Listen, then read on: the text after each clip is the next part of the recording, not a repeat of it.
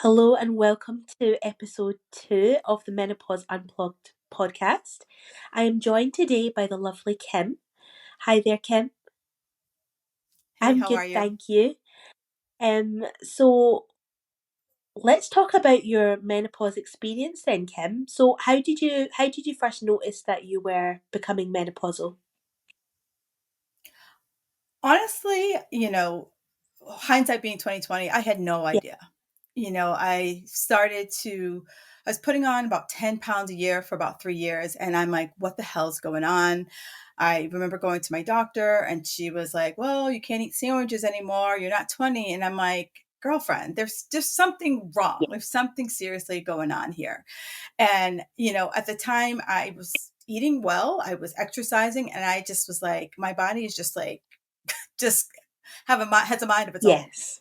Oh wow. Yeah, and especially because you know yourself nutritionally that eating a couple of sandwiches isn't gonna, you know, I apologize. That's my reminder to be on this call. okay. Um, it's a raw podcast, so you're absolutely fine. But yeah, you know yourself through your Right. profession that is not the case. So that's awful advice that you were given. So how did you overcome that? Did you speak to another healthcare professional?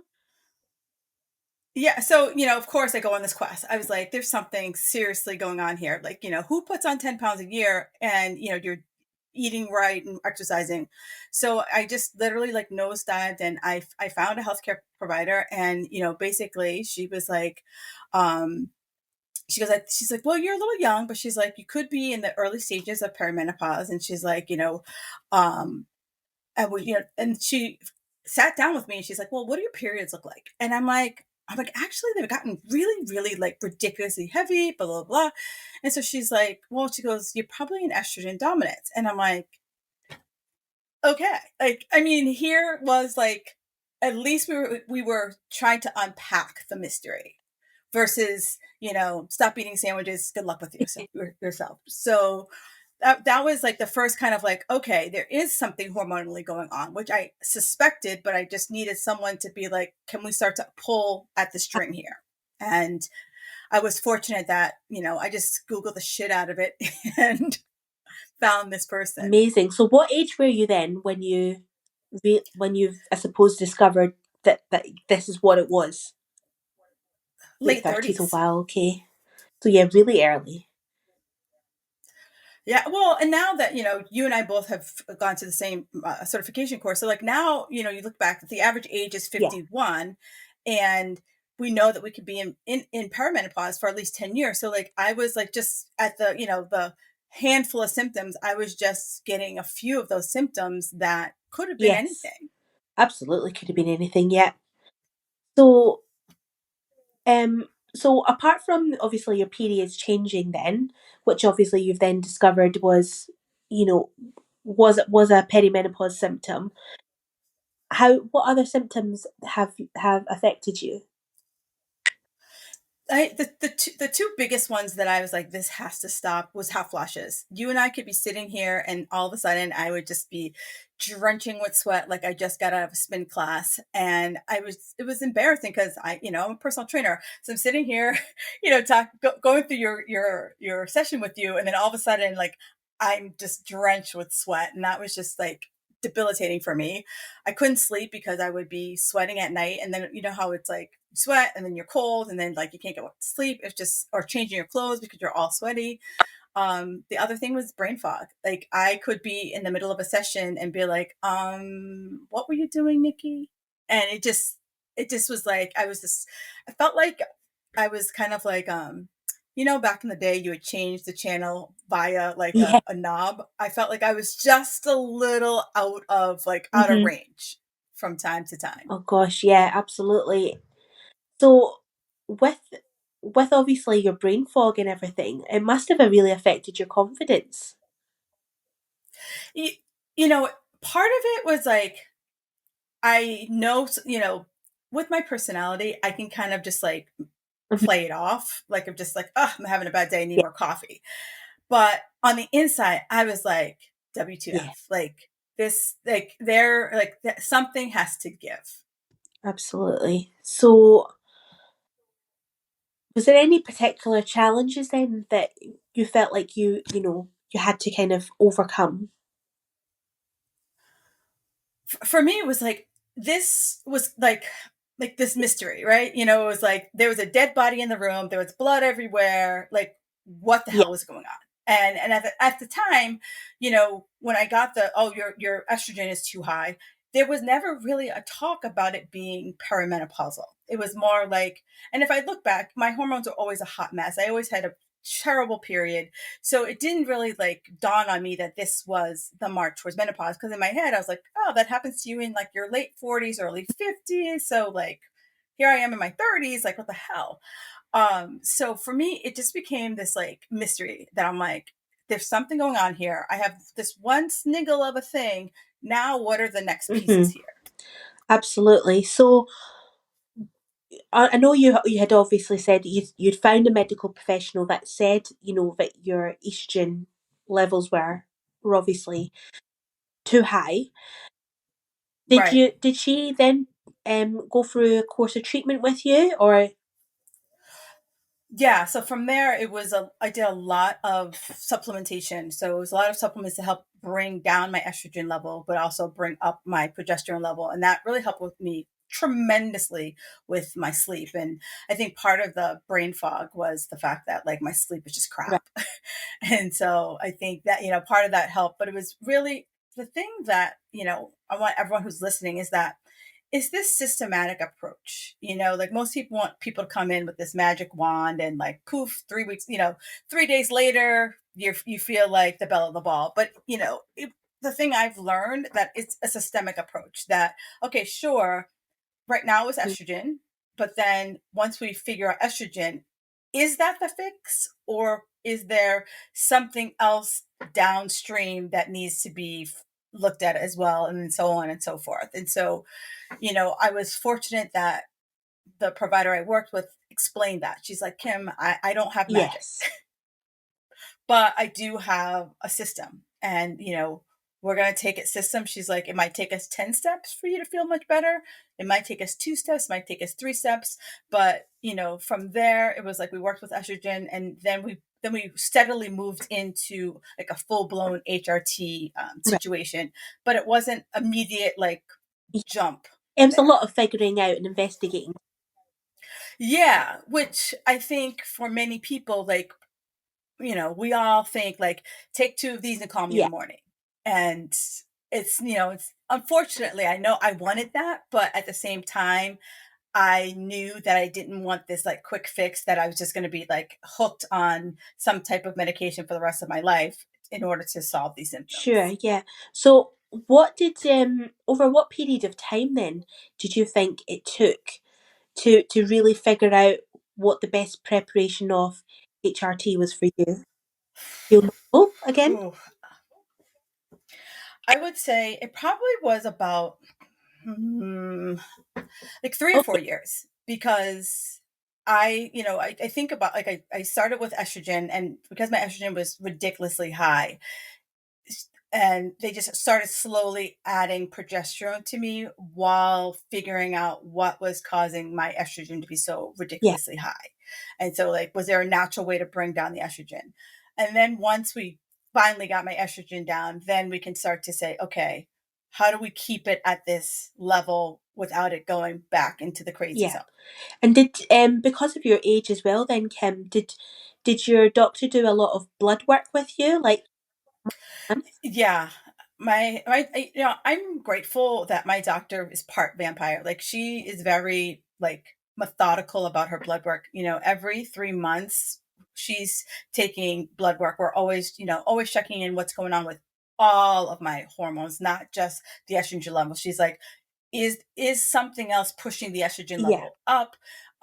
So fortunate from that perspective. And so once we were able to get my estrogen under control, then I could get she could be more creative with the approach to other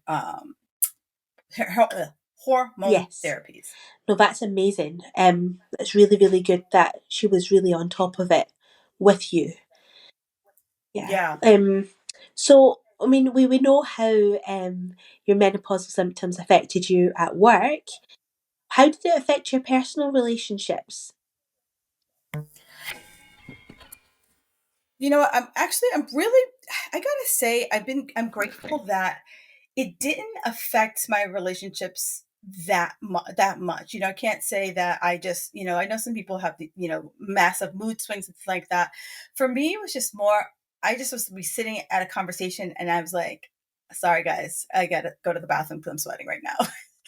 I gotta like cool myself off or step outside. So it was more, I was more embarrassed Yeah, about things versus, I've other stories that I've heard. I'm grateful, knock on wood, that that's all that really affected me, and I was, like I said, I've been able to, when I did have those like, moments of like memory, like lapse, I was able to like play it off. It's like, oh, I'm gonna need more yeah. coffee. No, that's really good. Okay, dokie. So I know when you said, you kind of you knew HRT wasn't like the magic wand, and address other Hmm. factors. So did you make any changes then to your general lifestyle, like your diet and so on, to help? Yeah, I mean, the biggest switch that I was very consistent about, and I call these like my non-negotiables, that I was very insistent upon how much fiber I got into my diet, knowing that I had an issue with estrogen, and that was one of the main ways to get estrogen out of your body was through fiber. And so I was very consistent about, okay, I need to make sure that every single day I'm having a big ass salad, so that way I'm stuffing as much fiber into my diet as I possibly Right? can. The second thing was just really being more vigilant about protein. I was always pretty good about protein, but being more hyper vigilant that every single meal that I went in my mouth had some form of protein. And the other thing was Yeah, good fats, just being really mindful that I was having at least 2 to 3 tablespoons of good fats every single day. And lastly, sleep, that I was, doing my best to like set a bedtime like I was a 9-year old and, you know, get get to sleep as much as I yeah, could. absolutely. And did you find that creating that sort of healthy bedtime routine then really helped solve your problems then with sleep? Well, I feel like once I was able to get my hot flashes under control, sleep became much more I was able to sleep consistently. I was always good about a bedtime because I used to train at the Right. crack of dawn. So if I didn't go to bed on time, it was a long day. But I was pretty good. I was always good about getting to bed. The hard part for me was staying asleep. So I really started to be, because I knew that at some point I was going to wake up in the middle of the night. I was like, I need to make sure that like I'm laying down by this time so that if I do wake up in the middle of the night, at least have a good head start. Yes. Good stuff. Excellent. So is there anything that you wish that you had known before entering the menopause that you'd like to share with others? I mean, like they say, hindsight's 2020. I wish that people told you that, like, um, first of all, there was perimenopause. Never heard the Absolutely. term. All right. Or if you heard it, it was like interjected. So it was just an interjection. Or it was we know menopause happens 12 months after your last period. So I thought that was the period. That was perimenopause. While you're waiting for that, am I going to get that last period or not? Um, but I wish that, you knew that it could last almost a decade so that when, these kind of odd things start to happen, you're like, okay, this could be the beginning of menopause. And for me to like be able to have a conversation with my doctor and say, Kim, just so you know, perimenopause starts at Hmm. this age. And, maybe you're entering it. I don't know, but don't just kind of Yeah, dismiss your patient that like, make it feel like I'm crazy. Cause at the time I felt like I was crazy. absolutely. I mean, just around not hearing, that term perimenopause, I hadn't either. And I'm coming up for 35, and until I obviously started getting educated in this space, um yeah, it was completely alien to me. So Yeah. for you then, so how much were you exposed to hearing about the menopause through like your family, and aunties and so on? You know, I know you're in the UK and I'm here in the US. That's not something we Yeah, talk about, right? We'll pass down your favorite recipe. We'll pass down, stories, but no one ever sat you down and said, "Oh, Nikki, I went in menopause at this age. Your grandma went in menopause." Like it was just not yeah, talked about. It was like no one ever said this is when they got their first periods. Like you didn't talk about it. You had that conversation. Like I think when I was like 11, my mom's like, well, she's like, in the next few years, this might happen to you. Just so you know, this is what to expect. That was like, and then there was no sitting down like when I turned 30. By the yeah, way, I went to menopause. Like you told me about what's gonna happen when I got my period, but you didn't tell me what happens on the backside of that. exactly. I actually just had, one of my niece said to me, "Oh, how can I avoid menopause when I'm older?" And I said, "You can't, because if you've got ovaries, you're going to go through it. It's inevitable. Yeah, It's just how the severity of how you go through it is differs yeah, lady to lady. But right. I wish it was talked about My more. No, and I feel now, like, now, menopause is having a moment, right? And I feel that it's because we're seeing a lot of famous people now enter into their 40s and 50s, and they're like, what the hell's happening? Like they're being vocal and open about it. So I think other women are like, yes, yes, can someone please talk about it? Yes, absolutely, and we're obviously flying that flag as well, which is Yeah. excellent. So, what other advice then would you give to other women who are about to enter this stage of life then, perimenopause and beyond? My biggest thing is just educate yourself, and I feel that like many of us will just go to our doctor and accept Yeah, what they say. And I'm not saying doctors don't know anything. That's not at all. What I'm saying is that it's the same with education, right? Your doctor will, nutrition. You go to your doctor and they'll tell you, Nikki, you got to lose 10 pounds. And you're like, well, how? And then they'll tell you, exercise more and eat less, like some like yeah, pat answer and get the hell out of my office. Right. And then you leave and you're just like, I don't know what that means.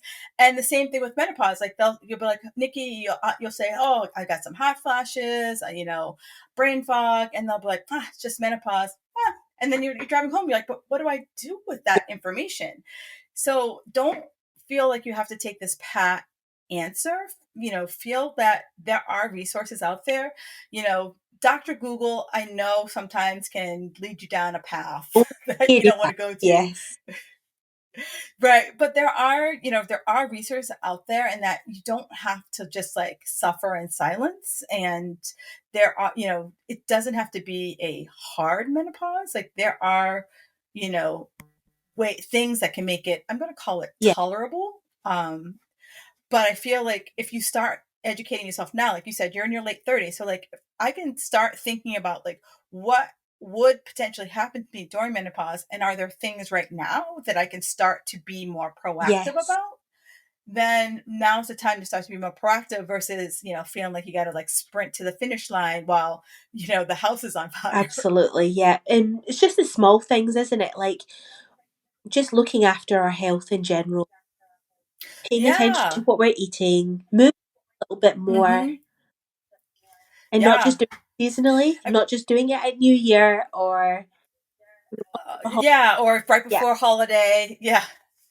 But you're absolutely right. I feel like, the the three things that, you and I both have studied with the same person, the three things that I think so many of us take for granted that are free, that we can do on our own. We can start doing it right now. So it starts to become a habit. It's like you just said, strength training, right? It's just, and I'm, most people, women are like, oh, I'm getting it too big and bulky. Unless you have some ridiculous amount of testosterone in your body, that's just not going to absolutely. happen.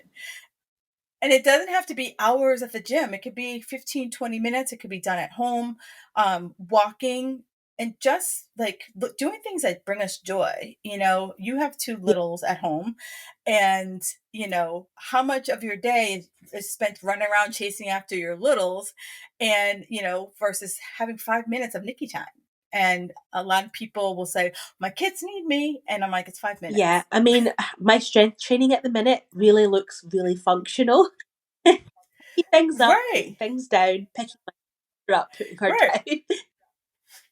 Right, exactly. And I have a lot of clients who have children, and I was like, doing squats with your 30-pound toddler, I think it's a game. Absolutely. And my God, do your arms Yes, I mean you're holding a sack of potatoes for longer than you want to, because every time you try to put them down, they're like, no. You're like, dang it. absolutely. Oh God, I couldn't relate more.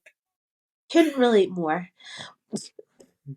Well, that's been amazing, Kim. Thank you so, so much for sharing your experience with us. Um, I think we can leave it there. Awesome, awesome. And this is, and hopefully, people hearing our stories can really like take even just like one little nugget Yeah, and apply it. One little nugget and apply it. It doesn't mean anything if I'm writing it down in a notebook and burying it absolutely. away. Yeah, exactly. Let's be proactive. And yeah, we'll master menopause together. Great, Kim. Thank you again, and I'll speak to you soon. Thank You're you. welcome.